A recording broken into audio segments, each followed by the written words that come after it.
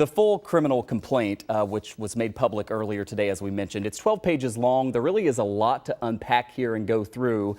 That's where we like to bring in some experts to help us best understand it. And joining us live tonight are defense attorney and constitutional expert Paul Cambria and former federal prosecutor Anthony Bruce. And Paul, I want to start with you for this. The defendant already faced life in prison without the chance of parole on the state charges, right? If he was convicted and sentenced to the maximum. The significance of these federal charges, as we just mentioned with Pete Williams there, is at least the potential for the death penalty. If the feds pursue that, how would it change how this case proceeds?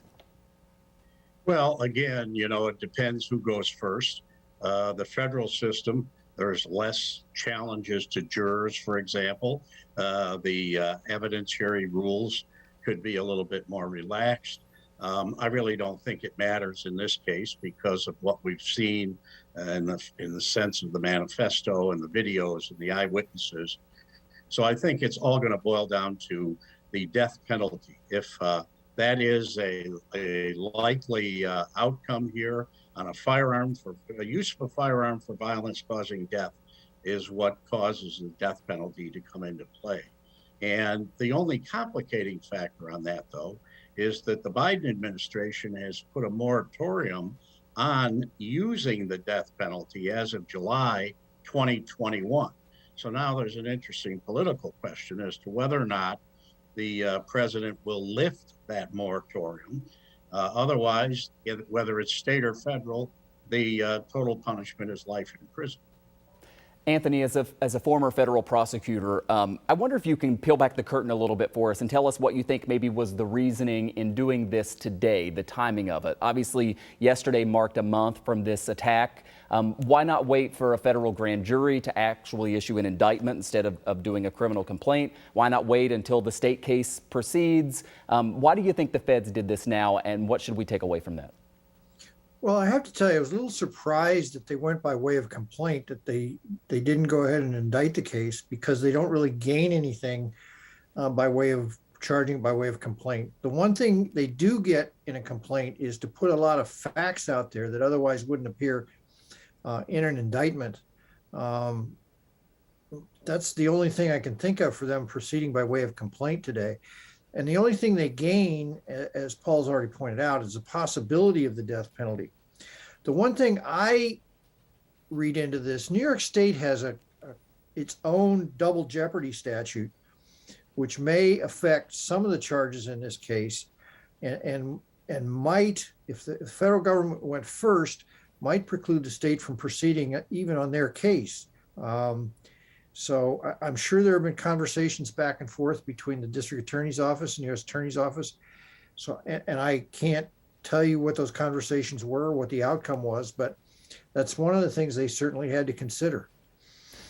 Paul, next to you, I've had people actually kind of write in and complain to us that we call this teenager a suspect because the evidence is so overwhelming against him, and I get it. But from your perspective as a defense attorney, I mean, there is going to be a defense mounted, we believe, right, unless there is some kind of early plea agreement here. What do you think that defense is going to look like? Well, this is a case, let's take the federal side.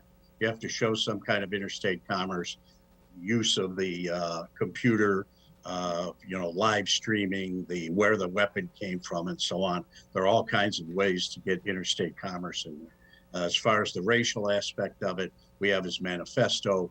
We have a racial slur on the weapon itself. So it looks like that part of it is not so hard either. Death occurred. We have video. We have eyewitnesses. So it seems to me that the mental aspect of this, is what really is in play here. And I wanted to make one little comment about what Tony said in double jeopardy. If there was a joint investigation of state and federal, that double jeopardy argument would have more teeth, because now you could say these two entities together are part of a prosecution. So if you're acquitted of something on one side or convicted of something on that side, you shouldn't be able to be tried again. Traditionally, federal crimes are totally separate from state crimes, and you can be convicted of a state crime and for the same acts be convicted of a federal crime.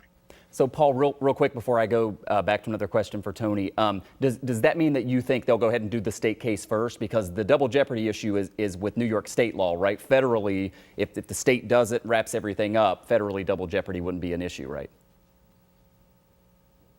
It could be in either place. Okay. It could be in either place.